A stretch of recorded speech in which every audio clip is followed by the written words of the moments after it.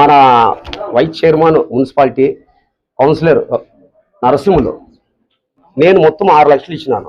Cent వచ్చేసి మేము 1,10,000 లాగా మాట్లాడినాము. ఆ తర్వాత వాళ్ళు ముగ్గురు ఏకమయ్యి తర్వాత దాన్ని 8 లక్షలు 6 లక్షలు అని చెప్పినారు. ఆ 6 లక్షలు ఒక సెంట్కైనా కూడా మరి 3 లక్షలు అడ్వాన్స్ ఇచ్చినాను. ప్లాట్లన్నీ వేసిన తర్వాత మరి సాఫ్ చేసినారు. అంటే మాజీ ఎమ్మెల్యే కూడా ఏమన్నాడు, రాజేంద్ర ప్రసాద్ ఎమ్మెల్యే ఇద్దరు కూర్చున్నారట. అట్లా వాళ్ళు బేల్దర్ పని చేసే వాళ్ళు నీకు రూపాయి జమ చేసుకుని కాసి డబ్బులు కట్టింటారు, నువ్వు ఇచ్చేయాలి కదా అంటే ఇక్కడే ఉన్న టౌన్లో నువ్వు ఇక్కడ రా అంటే లేదు నేను ఊర్లో లేను అన్నాడు. తర్వాత ఇంకోసారి ఆయన కొడుకు దగ్గర కూడా వెళ్ళినాము, మనోజ్ రెడ్డి దగ్గర కూడా వెళ్ళినాము. ఆయన ఏమన్నాడు, మన కౌన్సిలర్ తాయినం తోలుకుని పోయినాను.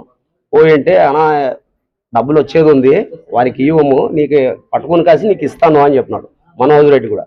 ఆయన కూడా మొత్తం అయిపోయిన తర్వాత నోరు అటు లేదు ఇటు లేదు. మరి వెళ్ళినాము.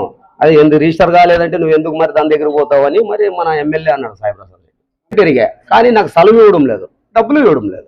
ఈయన ఏమన్నాడు, నేను డబ్బులు ఇస్తాను ఏం దాని గురించి నువ్వు పోదట్టుకే అన్నాడు. ఎవరు మన నరసింహలో.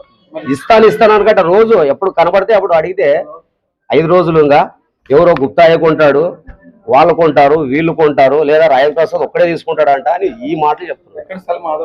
మన state bank colony arts college రోడ్కి state bank colony back side అవుతుంది. అది కొండ భాగము కబర్స్థాన్ వెనక అవుతుంది.